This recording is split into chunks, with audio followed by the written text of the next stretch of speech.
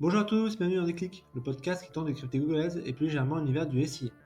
Je suis Jamie Lacoste, consultant SIA depuis 10 ans, et j'ai le plaisir d'aborder plusieurs fois par mois une problématique search.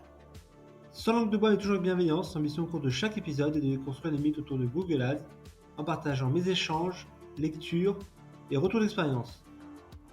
Pour être sûr de ne manquer aucun épisode, n'hésitez pas à vous abonner sur la plateforme de distribution ou directement à ma newsletter en lien sous le podcast. C'est gratuit et c'est bon pour la rentabilité de vos campagnes. Pour ce 83e épisode, brisons tout de suite un mythe qui a fait long feu. Celui de la rentabilité intrinsèque du SIA qui irrigue nos imaginaires de marketeurs depuis des années. La meilleure preuve, alors que les CPC prennent une claque chaque année, les annonceurs continuent d'investir massivement sur les moteurs de recherche et augmentent même leur empreinte. À croire qu'il n'y a pas de point de bascule. Autrement dit, pourquoi le SIA semble bénéficier d'un totem d'immunité, là où les autres canaux semblent challenger leur performance, mesure ou modèle d'attribution? Réponse: un peu par paresse et beaucoup par mimétisme. Allez, je compte les points. Premier point, un aveuglement généralisé. Les chiffres sont connus. D'un côté, 70% du revenu d'Alphabet, la maison mère de Google, proviennent de Google Ads. Et de l'autre, les CPC du secteur retail américain auraient augmenté de 19% en 2023 d'après une étude récente. À la clé, une concurrence de plus en plus accrue. Oui, mais pourquoi cette course folle aux investissements en marketing digital, qui semble chaque année finalement atteindre un nouveau palier? Mon avis, Google bénéficie d'une rente de situation. La première, c'est l'audience captive et engagée. En théorie marketing, le search est identifié comme le canal par excellence bas de funnel, là où semble être l'audience la plus engagée. On reste sur une approche de pull marketing en répondant à une requête client. C'est donc la crème de la crème. Et le tout dans un univers maîtrisé et visible, les SERP.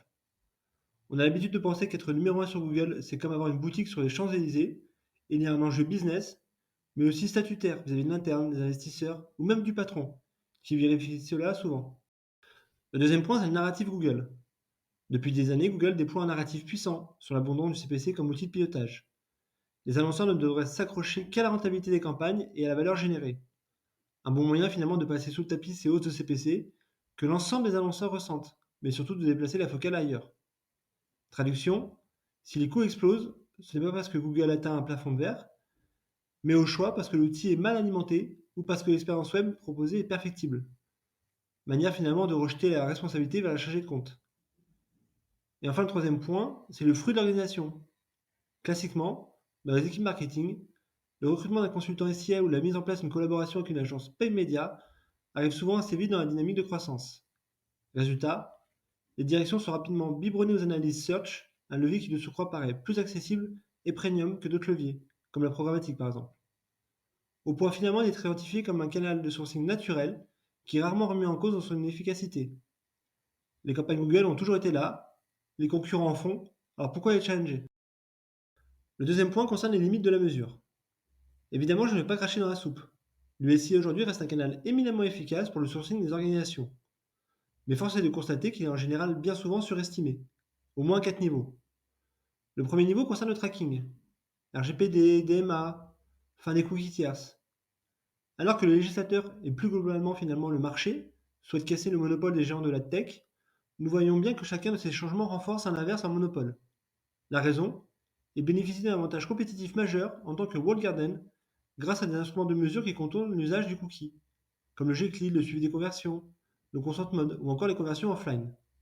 Avec la difficulté qu'il convient finalement de plus en plus compliqué de backtester leur modèle et que bien souvent les annonceurs prennent pour argent comptant les performances qui remontent dans la plateforme, sans vraiment pouvoir les challenger. La deuxième limite concerne la cannibalisation. En affichant un double positionnement SEO et SIA sur des requêtes non concurrentielles ou en achetant sa marque dans 100% des cas, les annonceurs détruisent de la valeur. Autrement dit, une partie de ce budget investi va finalement être utilisée pour générer des leads qui de toute façon auraient été générés par le SEO. Marocco, utiliser le budget acquisition pour être dans une démarche de conquête à 100%. La troisième limite concerne les revisiteurs. Nous avons tous en tête le fameux chiffre qu'il serait 3 fois moins coûteux de fidéliser un client plutôt que de recruter de nouveaux. Avec les inventaires display accessibles sur les campagnes search ou le développement de PMax, une partie du flux search vise aujourd'hui à retargeter des audiences déjà en contact avec les marques. Est-ce pertinent pour la rentabilité des annonceurs alors qu'ils pourraient animer différemment ces audiences? Car factuellement, cela revient à acheter des clients déjà captifs.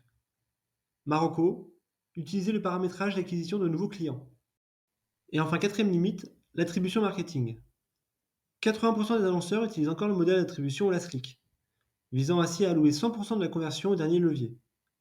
Souvent d'ailleurs, ces mêmes annonceurs utilisent également Google Analytics pour piloter l'ensemble de leur mix marketing. Deux biais majeurs qui visent à mon sens à surpondérer le poids du SIA dans l'analyse des performances du mix marketing.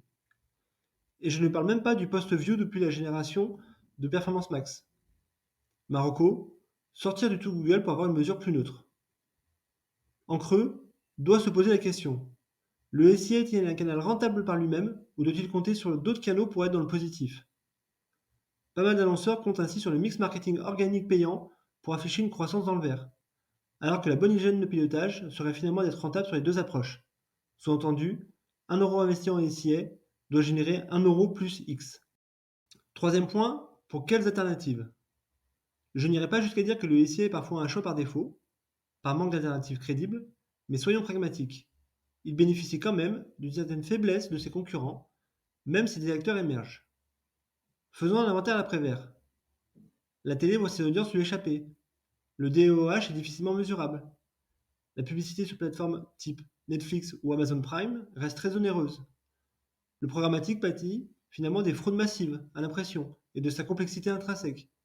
L'affiliation subit de plein fouet la fin des cookies tierces. Le native est encore assimilé finalement à des inventaires peu qualitatifs. Le SEO est un canal trop long terme pour des CMO, etc., etc. Allez, j'arrête le massacre. Seul semble émerger finalement comme une véritable alternative deux canaux. D'abord le social ads, qui a pris le triple tournant de la vidéo, de l'influence marketing et du shopping, TikTok en tête. Puis le retail média, avec un Amazon en fer de lance qui permet de travailler des audiences ultra intentionnistes en copiant le modèle du search. Pas étonnant d'ailleurs que ce soit les deux canaux qui connaissent aujourd'hui la plus forte croissance en termes d'investissement média en 2023.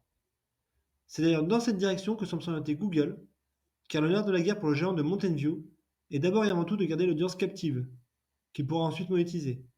Alors comment s'y prendre? Premier point, l'élargissement des inventaires. Et c'est tout l'enjeu de Performance Max, que de prendre par la main les annonceurs et les forcer un peu à travailler des inventaires comme Discover, le display ou YouTube. Deuxième approche avec SGE. Les premiers retours d'expérience montrent que les jeunes semblent adhérer à cette approche conversationnelle. Les temps d'usage augmentent au détriment des visites sur site. Conséquence, les annonceurs devront investir massivement en production de contenu et en Google Ads pour rester visibles. Et enfin, troisième point, l'indexation des sources primaires. Accord avec TikTok, deal avec Reddit. Google semble indexer de plus en plus les sources collaboratives. Encore un moyen d'enfermer l'audience dans son écosystème et de reprendre la main. Voilà, ce 83e épisode touche déjà à sa fin et j'espère que vous avez eu le déclic. Comme toujours, je suis preneur de vos retours ou propositions de sujets en commentaire ou par message privé sur LinkedIn. D'ici là, prenez soin de vous et si vous me cherchez, vous savez où me trouver. Sur Google bien sûr. Allez, à la prochaine.